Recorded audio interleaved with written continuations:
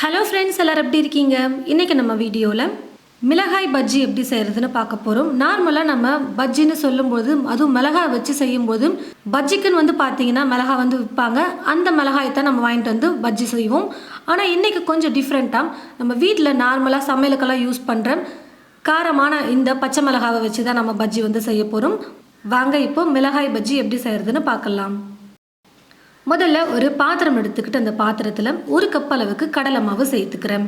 நான் எடுத்துருக்கிற கப்போட சைஸ் பார்த்தீங்கன்னா 250 மில்லி.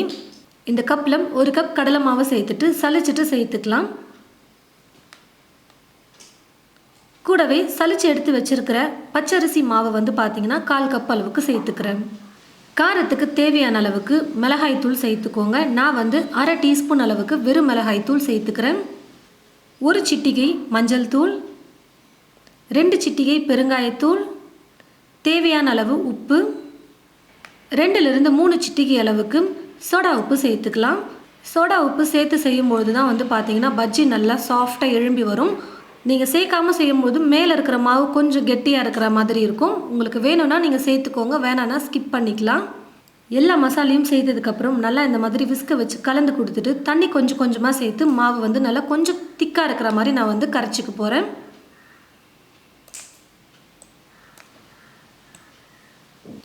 பாருங்கள் ஃப்ரெண்ட்ஸ், மாவை இந்த அளவுக்கு கொஞ்சம் கெட்டியாக கரைச்சிக்கோங்க. நம்ம மிளகாவை டிப் பண்ணி எண்ணெயில் போடுறதுக்கு அப்போ தான் கரெக்டாக இருக்கும். ரொம்ப தண்ணியாக இருந்ததுனாலும் மிளகா மேலே மாவு ஒட்டவே ஒட்டாது. இந்த அளவுக்கு கொஞ்சம் கெட்டியாக மாவை கரைச்சதுக்கப்புறம் ஒரு 10 நிமிஷத்துக்கு அப்படியே விட்டுடலாம். அதுக்குள்ளே நம்ம மிளகாயில் இருக்கக்கூடிய இந்த விதையெல்லாம் கட் பண்ணி எடுத்துக்கலாம். அது வரைக்கும் மாவு நல்லா ஊறட்டும். நல்லா இந்த மாதிரி நீல நீளமாக இருக்கிற மாதிரி பச்சை மிளகாயை பார்த்தீங்கன்னா ஒரு 15 பச்சை மிளகாய் எடுத்து வச்சுருக்கேன். உங்களுக்கு எவ்வளோ பஜ்ஜி வேணுமோ அதுக்கேற்றது போல் பச்சை மிளகாயை எடுத்துக்கோங்க. இந்த மாதிரி காம்போட மிளகாவை பார்த்தீங்கன்னா எடுத்துட்டு தண்ணியில் நல்லா கழுவிட்டு தண்ணி இல்லாமல் தொடச்சி எடுத்து வச்சுருக்கேன். இப்போ கத்தி வச்சு இந்த மாதிரி நீளமாக மேலேருந்து கடைசி வரைக்குமே ஒரு கீரல் மாதிரி போட்டுட்டு உள்ளே இருக்கக்கூடிய மிளகாய் விதைகளை பார்த்தீங்கன்னா ஒன்று விடாமல் எடுத்துடலாம். பாருங்கள் ஃப்ரெண்ட்ஸ், மிளகாய்க்குள்ளே விதையே இல்லாமல் ஃபுல்லாக நான் பார்த்தீங்கன்னா எல்லாத்தையும் எடுத்துட்டேன். பாருங்கள் ஃப்ரெண்ட்ஸ், இதே போல் எடுத்திருந்த எல்லா மிளகாயுமே பார்த்தீங்கன்னா விதை இல்லாமல் எல்லாத்தையுமே நான் கட் பண்ணி எடுத்துட்டேன். அது வரைக்கும் மாவும் பார்த்தீங்கன்னா நல்லா ஊறி வந்துருச்சு. கொஞ்சம் ஒரு 10 நிமிஷம் மாவு ஊறும்போது இன்னும் நல்லா சாஃப்டாக சூப்பராக நமக்கு கிடைக்கும் பஜ்ஜி. இப்போது ஒரு கண்ணாடி கிளாஸ் இந்த மாதிரி நீளமாக எடுத்துக்கோங்க. அதாவது நீங்கள் எந்த அளவுக்கு பச்சை மிளகாவை நீளமாக எடுக்கிறீங்களோ அது உள்ளே நம்ம டிப் பண்ணுற அளவுக்கு கிளாஸை பார்த்தீங்கன்னா கொஞ்சம் பெரிய கிளாஸாக எடுத்துக்கோங்க, நல்லா நீளமாக இருக்கிற மாதிரி. இப்போ இந்த கிளாஸில் ரெடி பண்ணி வச்சுருக்கிற இந்த மாவை நான் சேர்த்துக்கிறேன். இது போல் மாவை ஃபுல்லாக சேர்த்ததுக்கப்புறமா பச்சை மிளகாவை பார்த்தீங்கன்னா இதுக்குள்ளே டிப் பண்ணி எடுக்க ரொம்பவே ஈஸியாக இருக்கும். எண்ணெயில் போடுறதுக்கு உங்களுக்கு ரொம்ப ஈஸியாக இருக்கும். ஒரு 4-5 பச்சை மிளகாவை எடுத்து இந்த மாதிரி மாவில் டிப் பண்ணிட்டோம்னா எண்ணெய் நல்லா காஞ்சதும் எண்ணெயில் போட்டு ஃப்ரை பண்ணால் ரொம்ப ஈஸியாக இருக்கும். கடாயில் எண்ணெயும் ஊற்றி வச்சுட்டு எண்ணெய் பார்த்தீங்கன்னா நல்லா காஞ்சிருச்சா இல்லையான்னு சொல்லிட்டு ஃபஸ்ட்டு கொஞ்சமாக மாவு போட்டு பார்த்துட்டு அப்புறமா பஜ்ஜி செஞ்சுக்கலாம்.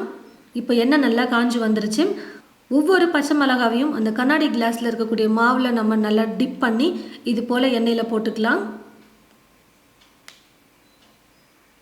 அப்பப்போ கரண்டி வச்சு கலந்து கொடுத்துட்டே இருக்கலாம். அப்போ தான் எல்லா பக்கமும் நல்லா வெந்து வரும். பாருங்கள் ஃப்ரெண்ட்ஸ், சேர்க்கும் போது எந்த அளவுக்கு நல்லா கொதிச்சுட்டு இருந்தது. இப்போ கொதியெல்லாம் அடங்கி வந்துருச்சு. பஜ்ஜி பார்த்தீங்கன்னா நல்லா வெந்து வந்துருச்சு. இப்போ நான் எடுத்துக்கிறேன். இது போல் ஒரு வடிகரண்டி யூஸ் பண்ணி எடுக்கும்போது இருக்கிற எக்ஸ்ட்ரா எண்ணெயும் நல்லா வடிஞ்சு வந்துடும். இதே போல் மீதி இருக்கிற எல்லா பச்சை மிளகாவையும் மாவில் நல்லா டிப் பண்ணி எண்ணெயில் போட்டு ஃப்ரை பண்ணி எடுத்துக்கலாம். பாருங்கள் ஃப்ரெண்ட்ஸ், நான் எடுத்திருந்த 15 பச்சை மிளகாவையும் பஜ்ஜி செஞ்சு எடுத்துக்கிட்டேன்.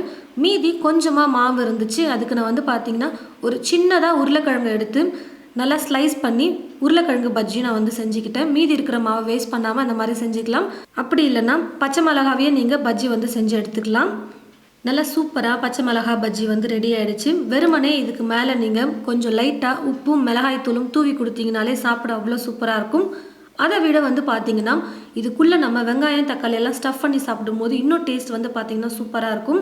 கத்தியை வச்சு லைட்டாக ஒரு பக்கம் மட்டும் இந்த மாதிரி கீறி விட்டுட்டு இதுக்குள்ளே பொடியாக நறுக்கிய வெங்காயம் கொஞ்சம், நல்லா பொடியாக நறுக்கிய தக்காளியை பார்த்தீங்கன்னா கொஞ்சம் சேர்த்துக்கிறேன். தக்காளிக்குள்ளே இருக்கிற அந்த விதையெல்லாம் இல்லாமல் வெறும் சதை பகுதியை மட்டும் கட் பண்ணி நான் எடுத்து வச்சுருக்கேன். இப்போ இந்த வெங்காயம் தக்காளி இது போல் சேர்த்ததுக்கப்புறம் மேலே பார்த்தீங்கன்னா சாட் மசாலா சேர்த்துக்கிறேன். உங்ககிட்ட சாட் மசாலா இல்லைன்னா பரவாயில்ல, உப்பும் மிளகாய் தூளும் வந்து பார்த்தீங்கன்னா லைட்டாக தூவி விட்டுக்கோங்க. சாப்பிட ரொம்பவே சூப்பராக இருக்கும். சாட் மசாலா இருந்தால் நீங்கள் சாட் மசாலா சேர்த்துக்கலாம், வேறு எதுவும் சேர்க்க வேண்டியதில்லை. இது போல் நீங்கள் பஜ்ஜி வந்து ரெடி பண்ணி கொடுக்கும்போது 3-4 பஜ்ஜி சாப்பிட்றவங்க கூட கண்டிப்பாக நீங்கள் செய்கிற எல்லா பஜ்ஜியும் அவங்களே சாப்பிட்ருவாங்க. அந்த அளவுக்கு ரொம்ப டேஸ்ட் வந்து சூப்பராக இருக்கும். கண்டிப்பாக நீங்கள் உங்களுடைய வீட்டில் இது போல் மிளகாய் பஜ்ஜி வந்து செஞ்சு பாருங்கள். எப்பயும் ஒரே மாதிரி வாழைக்காய் பஜ்ஜி, உருளைக்கிழங்கு பஜ்ஜி, வெங்காய பஜ்ஜி இந்த மாதிரி செய்யாமல் கொஞ்சம் டிஃப்ரெண்ட்டாக பச்சை மிளகாவை வச்சு செஞ்சு பாருங்கள். எல்லாருக்கும் ரொம்ப பிடிக்கக்கூடிய வகையில் இருக்கும். ட்ரை பண்ணி பார்த்துட்டு எப்படி இருக்குன்னு சொல்லிட்டு மறக்காமல் கமெண்ட் பாக்ஸில் வந்து கமெண்ட் பண்ணுங்கள். இந்த வீடியோவை மற்றவங்களுக்கும் ஷேர் பண்ணுங்கள். இது போல் நிறைய ரெசிபீஸ் பார்க்க தமிழ் ஃபுட் மசாலா சேனலை மறக்காமல் சப்ஸ்கிரைப் பண்ணிக்கோங்க. கூடவே பக்கத்தில் இருக்கிற பெல் ஐக்கானை கிளிக் பண்ண மறந்துடாதீங்க. தேங்க்யூ.